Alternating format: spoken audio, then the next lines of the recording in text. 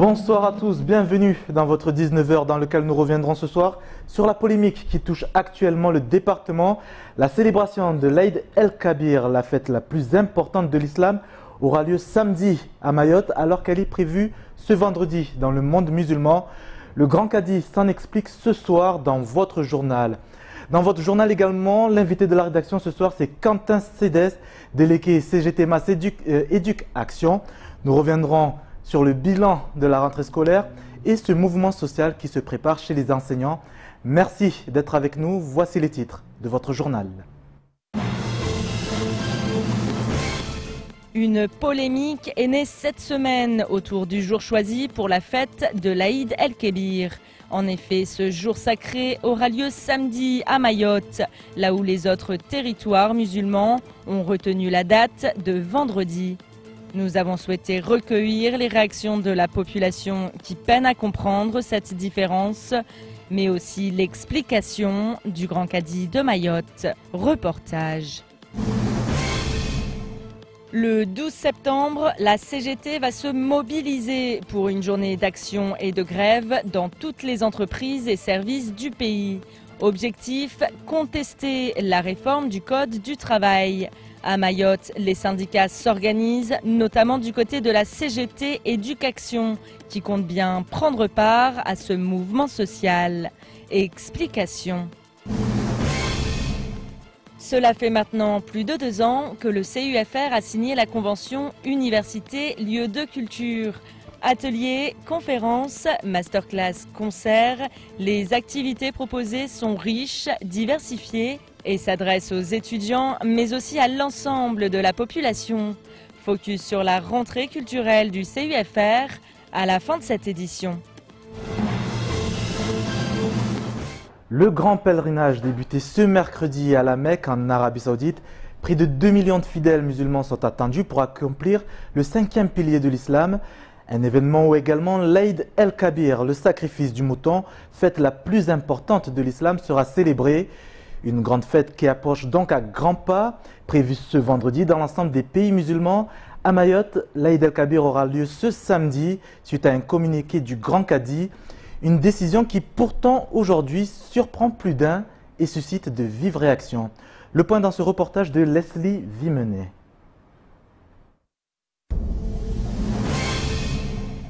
Voici le communiqué de la discorde signé des mains du Grand Cadi, première personnalité religieuse du territoire.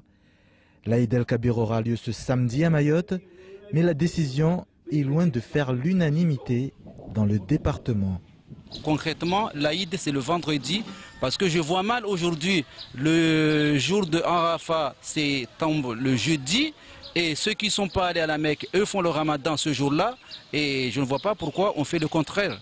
Il s'avère que la décision du Cadi ne fait pas l'unanimité. Maintenant, moi je prône l'unité au sein de notre religion qui est déjà assez malmenée ces derniers temps. Par conséquent, je me plierai à la décision du Cadi. C'est toujours le même conflit à chaque fois entre le calendrier lunaire visible et le calendrier lunaire astrologique. Donc nous, on a une frange d'âge qui est focalisée sur ce calendrier lunaire visible, alors qu'on a les outils de communication aujourd'hui qui nous permettent de travailler et de prévoir les choses. Une décision influencée, d'après certains, par l'autorité administrative.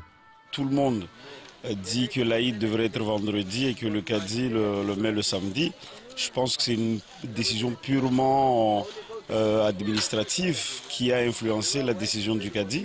Parce que bon, la préfecture a sûrement dû influencer pour que la semaine soit complète au niveau de l'administration, c'est tout. Pour moi, l'Aïd c'est vendredi. Et puis bon, retrait de salaire ou pas, le vendredi, moi je viens à l'Aïd à Sada. Célébrer l'Aïd el-Kabir vendredi ou samedi, la question est donc posée et le sujet divise. Certaines mosquées de l'île ont décidé de maintenir la prière de cette grande fête ce vendredi matin. Un choix parfaitement légitime d'après un imam. Notre prophète Mohammed a été interrogé au sujet du jeûne d'Arafat. Il répondit que le jeûne d'Arafat efface le péché de l'année passée et l'année en cours. Le jeûne d'Arafat aura lieu demain, jeudi. Et le lendemain, nous allons célébrer l'Aïd. Donc, ils n'ont pas tort. Du côté des instances religieuses locales, la décision est assumée. Le Grand Cadi s'explique s'être appuyé sur les textes de la législation islamique et appelle donc à la cohésion des religieux et de l'ensemble de la population. Le Cadi a depuis réagi face à ces vives polémiques. Entretien à suivre en fin d'édition. En éducation, la rentrée scolaire est déjà perturbée par les mouvements sociaux. Les enseignants du premier et second degré manifesteront ce jeudi à l'occasion de l'arrivée de la ministre des Outre-mer, Annick Girardin. La CGTMA de son côté a décidé de ne pas suivre l'appel du SNES FSU et SNUPP FSU. Le mouvement revendique tout de même son utilité à Mayotte et tant que le droit commun ne sera pas respecté, la Confédération restera à l'affût et se tiendra toujours prête à intervenir. Les précisions avec Bastien Sabouret. De la grève au port à celle de chez Total en passant par celle de la Colasse, la CGT cette année était sur bien des fronts et le combat est loin d'être fini. Madame Nel, jusqu'aujourd'hui, se prend pour, la reine. La reine du port ou la reine de Mayotte. Donc elle fait ce qu'elle veut, comme il veut, eu égard les salariés, comme eu égard de la population mahoraise. Donc une situation pareille, à la CGTMA, ça ne passe pas. Disons que l'activité de CGT est vraiment en expansion et qu'elle fait une lutte qui est juste, équitable et qui tient la route. La CGT restera donc vigilante cette année encore pour défendre les droits des salariés. La récente départementalisation de Mayotte en fait une île encore bien éloignée du droit commun. Le droit commun, c'est aussi ce qu'on appelle, c'est pas moi qui ai inventé ce terme, d'égalité réelle. On parle d'égalité réelle, on voit bien que dans les moyens qui sont alloués à l'éducation à Mayotte, ou au service public en général, l'égalité réelle n'existe pas. On a une population à Mayotte qui est très pauvre en général, on a le département le plus pauvre de France, donc on devrait avoir des services publics qui se développent, on devrait avoir davantage de moyens pour justement pallier à ces difficultés, et on voit bien que ça ne suit pas du point de vue matériel. Nous, ce qu'on demande depuis l'année dernière, c'est un choc d'investissement public à Mayotte, que ce soit dans l'éducation et dans les services publics en général. Donc ça, je pense que c'est un sujet très important que le gouvernement actuel doit prendre en compte, et c'est pour ça qu'on va mettre en place des actions très rapidement, qu'on va médiatiser ces actions dans le cadre bien sûr de la séquence sociale qui va s'ouvrir le 12 septembre. Le 12 septembre, un mouvement social débute en métropole pour contester le projet de la loi travail. Toutes les modalités de ce projet ne sont pas encore connues, mais la CGT, en tout cas, a bien l'intention d'y revendiquer différentes avancées et en profiter pour défendre Mayotte, que ce soit sur le code du travail ou en ce qui concerne les services publics. Et pour parler de cette future mobilisation qui se prépare le 12 septembre prochain, le délégué de éducation du syndicat CGTMA, Quentin Cédès, place à l'invité de la rédaction. Bonsoir. Bonsoir. Bienvenue dans ce 19h. Vous êtes dans l'éducation. Quel bilan faites-vous tout d'abord de la rentrée à Mayotte? Alors une rentrée qui a été bien entendu perturbée par la pénurie d'essence dans un premier temps, mais surtout une rentrée qui est marquée par une grande confusion dans les établissements, particulièrement dans le second degré, avec beaucoup d'enseignants qui sont manquants à l'appel. On sait qu'avec le déficit d'attractivité aujourd'hui, on a un besoin de 50% de contractuels dans le second degré, et aujourd'hui, de très nombreux postes dans l'éducation ne sont pas pourvus. Vous vous insurgez justement contre... Écoutez, on est très surpris dans la manière dont ça s'est passé au vice-rectorat cet été, enfin en tout cas en juillet, puisque les affectations ont été très tardives. Beaucoup de collègues n'ont pas été renouvelés sans en avoir la moindre notification. On parle de 70 ? Environ, oui, 70 personnes, c'est un chiffre inédit. On n'avait jamais vu un chiffre aussi important, et les collègues renouvelés n'ont même pas été informés non plus. Et certains d'ailleurs qui étaient sur la liste des personnels renouvelés se sont retrouvés sans poste à la rentrée, ce qui n'est pas compréhensible. Est-ce que c'est des plaintes dont vous avez fait part justement au vice-rectorat? Bien sûr, nous sommes intervenus auprès du vice-rectorat sur certains cas individuels en particulier, bien entendu, pour essayer de trouver des solutions. Mais le dialogue actuellement avec le vice-rectorat est difficile. Donc il y a notamment 2 collègues de Passamenti du collège de Ouvandougla. Alors oui, effectivement, c'est important de revenir sur cette situation du collège de Passamenti, un collège qui a connu de grandes difficultés, comme beaucoup de collèges l'année dernière. en termes de violence en particulier, qui avait amené les collègues à exercer leur droit de retrait au mois de juin. Je pense que tout le monde se souvient de ce mouvement. Et aujourd'hui, on se rend compte que deux collègues, donc Alexis Fax, représentant CGT Éducation du collège, mais aussi la collègue documentaliste Fatima Toualibou, ne sont pas renouvelés sans explication. Deux collègues qui avaient des avis favorables aussi bien de leur chef d'établissement que du conseiller pédagogique. Donc ce n'est pas... Vous le voyez de quel œil justement? Écoutez, nous, très clairement, on craint sur ces deux cas-là, je ne vous cache pas, de la discrimination. Très bien. Un mouvement de grève se prépare justement demain à l'appel de SNES FSU et SNUPP FSU.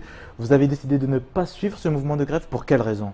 Alors, les revendications portées par la FSU, nous les soutenons. Ce sont des revendications que nous soutenons également pour leur ensemble. Mais nous n'avons pas souhaité nous associer parce que nous souhaitions vraiment mettre l'accent sur un mouvement d'ensemble unitaire à partir du 12 septembre. Le 12 septembre, justement, pour quelle revendication, cette grande mobilisation? Alors bien sûr, il y a la question des anciennetés générales de service pour les agents de l'ex-CDM, qui n'est toujours pas réglée depuis de très nombreuses années. Donc ça, il faut vraiment qu'on trouve une solution. Et puis bien entendu, il y aura d'autres sujets, le code du travail, comme à Métropole, puisque le code du travail qui va se discuter pour l'ensemble de la France va s'appliquer aussi à Mayotte, donc c'est un problème. Et puis il y aura bien sûr ce que nous revendiquons pour la fonction publique, pour les services publics, c'est-à-dire un choc d'investissement, puisque notre département en a vraiment besoin. Est-ce qu'il y a une crainte justement de l'affaiblissement de l'éducation pour nos enfants à Mayotte? C'est plus qu'une crainte, je pense qu'aujourd'hui c'est une réalité. Les établissements scolaires sont en grande difficulté, que ce soit le premier degré, qui ne parvient pas à progresser dans son ensemble, et le second degré qui est de plus en plus en difficulté avec un manque d'investissement de l'État ces dernières années. Donc vous demandez aujourd'hui très clairement que l'État revoie sa copie? Que l'État mette le paquet. Maintenant, je crois qu'on en a besoin. C'est pour ça qu'on parle de choc d'investissement. Il faut investir massivement à très court terme dans l'éducation parce que, comme on le dit toujours, à Mayotte, la solution, c'est l'éducation. Merci Quentin Cédès d'avoir accepté notre invitation. Direction maintenant le tribunal de grande instance où des membres du syndicat Alliance Police s'étaient donné rendez-vous. Mobilisés en force, ils ont par leur présence tenu à soutenir leurs collègues de la PAF, agressés par un individu en état d'ébriété. Les faits se sont déroulés en mars dernier lors de l'embarquement d'un vol Air Austral. Le procès avait lieu ce jour, le compte-rendu avec Amina Hariti et Leslie Vimenet. Ils sont de la sécurité publique, de la brigade anticriminalité ou encore du groupement de sécurité de proximité, pour ne citer que, tous ont tenu à assister à l'audience pour soutenir leurs collègues. Un soutien sans pareil pour ces deux agents de la police aux frontières affectés à l'aéroport qui, il y a quelques mois, ont été victimes d'agressions. Ils sont affectés actuellement à l'aéroport, qui sont retrouvés pour des violences donc sur personnes dépositaires de l'autorité publique. Une affaire qui remonte il y a à peu près 3 mois, une affaire d'un dernier vol à 21 h du soir, où 2 collègues ont été pris à partie, donc violence, outrage et rébellion, dont un collègue à nous a été blessé au niveau du visage. Des policiers pris à partie qui s'en sortent avec 5 jours d'ITT pour l'un, 10 pour l'autre. À l'issue de l'audience, le tribunal a rendu son délibéré et l'individu a été reconnu coupable. Une décision dont les victimes et leur soutien se réjouissent. Le mot du jour concernant ce délibéré, c'est l'équilibre. On est très satisfait concernant les collègues, étant donné que ce prévenu a reconnu sa culpabilité et sa responsabilité. Cet homme aujourd'hui a été condamné donc à 3 ans de mise à l'épreuve. Sur ces 3 ans de mise à l'épreuve, s'il déroge de cette mise à l'épreuve, il prendra 12 mois ferme. Et même si cette affaire concerne les agents de la police aux frontières, elle est surtout l'occasion de relancer le débat sur les conditions de travail et les moyens alloués aux forces de l'ordre du département. C'est pas du tout particulier à la PAF parce que même au commissariat ici sur Mayotte, l'insécurité, nos collègues sont très sensibles et on commence à être un petit peu de plus en plus fatigués parce que les citoyens d'aujourd'hui savent qu'ils ont beaucoup plus de droits que de devoirs. On se souvient pourtant du plan Mayotte Sécurité pour tous, annoncé en grande pompe en mai 2016 par Bernard Cazeneuve, alors ministre de l'Intérieur. Ce plan promettait un certain nombre de mesures. Le plan Sécurité Mayotte reste une base de référence pour nous car il faisait le point sur la situation précisément de Mayotte et il était pour nous un gage majeur pour obtenir des conditions de travail dignes de ce nom. Un renforcement de 30 hommes sera à ce titre effectif au 1er septembre. Pour le porte-parole du syndicat Alliance Police, c'est plutôt une bonne nouvelle, mais cela reste insuffisant. 26 hommes manqueront encore à l'appel, dont 8 officiers de police judiciaire. Nous réclamons donc aujourd'hui encore 8 officiers de police judiciaire en urgence, de manière à créer un groupe de stupéfiants, car ce phénomène n'est pas suffisamment pris en compte à Mayotte. À ce jour, la situation sur le département reste particulièrement préoccupante. Après de nombreux cris d'alerte, les forces de l'ordre ne savent désormais plus vers qui se tourner, à moins qu'une audience avec la ministre des Outre-mer ne leur soit accordée. Une ministre des Outre-mer dont la visite sur le département le 31 août est déjà très attendue. Première presse française. Bientôt 19h18 sur KTV. Merci d'être avec nous. Direction d'Imbéni en fin de journal où le centre universitaire a dévoilé son nouvel agenda culturel. Présentation dans quelques instants, mais avant, le reste de l'actualité de ce mercredi, en bref, avec Pierre Bellucci et Leslie Vimenet. Hier, l'hôtel Maharaja était le théâtre de l'Assemblée générale extraordinaire de la Médétrame, la médecine du travail à Mayotte, une AG très attendue et qui a notamment permis de nommer un commissaire aux comptes. Le cabinet d'audit ACE a été retenu pour faire la lumière sur la gestion financière de la Médétrame.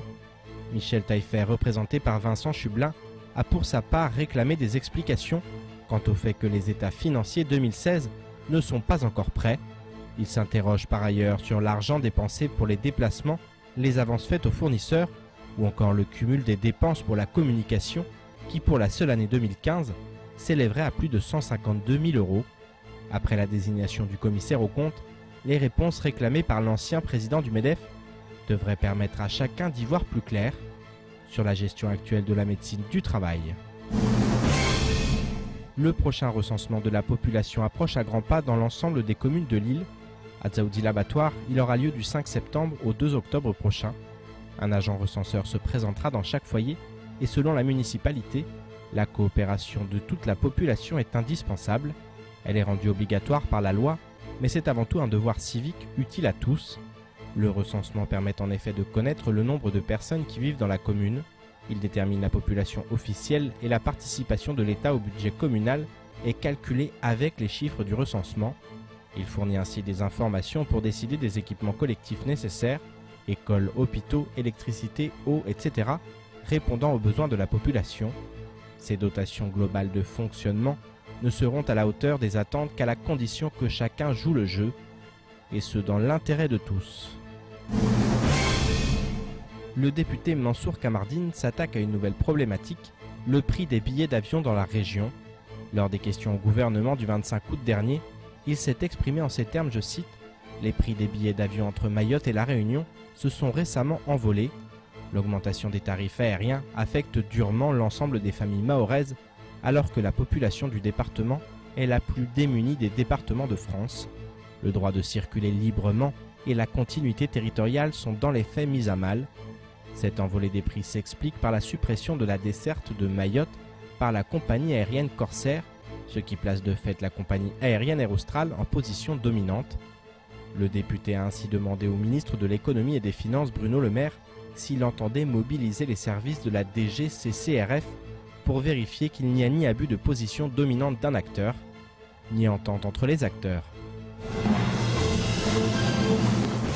Le pôle culture du centre universitaire de Dimbéni vient de présenter son nouvel agenda culturel, un calendrier qui couvre la période de septembre à décembre de 2017.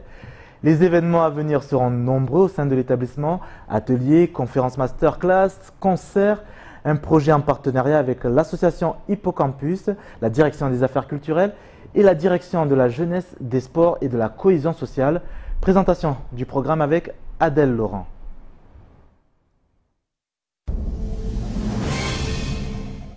Depuis la signature en 2015 de la Convention Université Lieux de Culture, le CUFR ambitionne de développer et de promouvoir la culture sous toutes ses formes. Et pour ce faire, le centre universitaire a aménagé des créneaux culture chaque vendredi afin de permettre aux étudiants de pratiquer des activités culturelles. La rentrée culturelle du CUFR, ce sont à nouveau des ateliers qu'on va proposer à tous les étudiants, qu'ils soient étudiants stagiaires ou bien étudiants dans les formations plus classiques. Alors on reprend cette année de nouveau l'atelier danse, l'atelier théâtre bien entendu qui est très actif. Des nouveaux ateliers vont apparaître, un atelier de traduction multilingue également qui va être mis en place cette année. Et puis également des masterclass qui seront proposées en vidéo, en atelier d'écriture. Par leur richesse et leur diversité, les activités proposées apparaissent comme un complément de formation des étudiants et constituent une véritable opportunité d'ouverture culturelle et d'enrichissement personnel. Et cette promotion de la culture ne s'arrête pas aux étudiants, puisque des événements ouverts à tous sont régulièrement organisés. Il y aura également cette année de nouveau des conférences. La première sera inscrite le 8 septembre prochain. Elle traitera des djinns et des rituels de possession. Donc vendredi 8 septembre, ça sera donc la première. Et puis de nouveau des concerts avec Hippocampus qui concernent toute la population mahoraise. Le CUFR, un lieu privilégié de création, d'échange et de diffusion de la culture à Mayotte. Prochain rendez-vous musical le 23 septembre à 20h où tous sont invités à venir écouter Atamanjuka. Pour le reste de la programmation culturelle, il est à retrouver sur le site internet du centre universitaire. Nous revenons sur cette polémique rencontrée actuellement dans le département avec cette date fixée par le grand cadi Nourdine Bakar sur la célébration de l'Aïd el-Kabir, à savoir ce samedi, alors que dans l'ensemble des pays musulmans, cette fête sera célébrée le vendredi. Nourdine Bakar a tenu à réagir sur cette polémique et tient à mettre un terme justement à ces divergences. On l'écoute dans ce sujet avec les images signées Leslie Vimenet. Simwezini maislamu wa Maore, mafundi na watu wa bole na wamama na wananya simu bushuriani mwezi mtukufu wa hejamaka ulona ilomba hiromba indil kabir tija jeni mnahani zeni mbanarki na truli narki wa truli vum halas be itiatu ini sititilo na watu wengi iliomba ina mafundi wengi wala tizangina walowa ambatiza uzobule na za tuzini na waharma utulivu harma tizao maana jilo kamoja wasukamba ipare hana barangu wakati pia wasuka moja ata wakati waleo banu uja tonyengi hitlaf zangia basi nsumtulizani amba wasi kamba de Mwenyezi Subhanahu wa Ta'ala benza arlishe banu na umoja watu pia yani sona banu renda udi mara mwambia mdunge banu kamba wastaki rendi maana sababu tini debolo kamba ipare hana ba mtume Muhammad sallallahu alaihi wasallam mwalahi Mwenyezi Subhanahu wa Ta'ala akamwambia mbafanya mwabirabu za some basi yarketi saban pia de usoma de atungiza yarketi saban rusubenza mbari mnahani zeni ba mono tsumuyi ibolele namna ilo kamba de ya Ramadhani wakatambu na wasi rimwambia bana rufunge umwezi wa buha na ripabi mfano larinyo ile kwamba ipana namba wasi maislamu na wasubuhi wao islamu de zusi basi kimba ipana namba wao rumiamba mwezi wa buha na mwezi wa fungao na mwezi wa buha dua yao basi Mwenyezi Subhanahu wa Ta'ala asurambia amba haruma surati al-Baqara irongwamba mtume Muhammad sallallahu alaihi wasallam haruma dalili ya aya ya 180 ya disa wa kutsa wa Maka yasalunaka anil ahilla wa kumsa Muhammad sallallahu alaihi wasallam ulana na imezini maana yabuha malaitini mtume subhanahu wa ta'ala mtume Muhammad sallallahu alaihi wasallam awajibumba kul hiya mawaqitu linnas waambie mba mezio ubuhayayo hiyo wakati ya wanadamu wajue zi wakati za kufanya ibada zao wakati za utabu wakati kamba yodi watu kama harmaeda wakati za kamba wajue mba watu ufunga yao na utini na uja yao yodi maana aya wata wasalia ikamba ipana namba wasone samba ari waodunga meteo de waidunga basi nsombe Mwenyezi Mungu Subhanahu wa Ta'ala shimeteo hatu hunu hiromba wa shams wa duhaha Mungu alabana aljua alabana hiwyalo wal qamar idha talaha amesa alabana umwezi kati kamba ubuhao sikile kama udunga ushwe la tswa yode meto ya tuhunu ba kwa kila ilitoka yote ilazimu udunge umwezi rasuke na hitilafu nyengi nsobenza wananyangu waliomba wodi maustadhi au walo harma mikabala ya maore walo nasbalabala walishe balabala wasutie tambu mabatu na mayatu harma balabala mana wanasa waliomba ni mluma staarab leo nsumambia nimba na msombeleshiani kartasi ikamba msoma banu mungali harma sternete mutsoona zitongolo kamba zilongo kweli besi leso walona zo kinyume mara kumabana msome leyo msombeleshanzi papie msome yani suala la disiwa harma isundia ndamtwa hiromba shehi Ibn Taimia aonesa akadisiwa haluhu banu hitilafia ya Arafa ilmakatia yangia haluhu banu mavunartu ya parao iso istashiamba mwezi woni hanele maka iwode rdunge au tojua mwezi waona ridunge hatu hunu wae arungwamba yo hitilafu ilomba hiyo inaona zoni pia maza wairongoa be sawabu wa ilazimu wa Disemba halu mwezi ujohea duniani siku moja ujopari namba woka ujia duniani siku moja manabo matwalia mfano ajarongwamba leo mwezi jaubu hamaka leo uje paramba leo mwezi shenda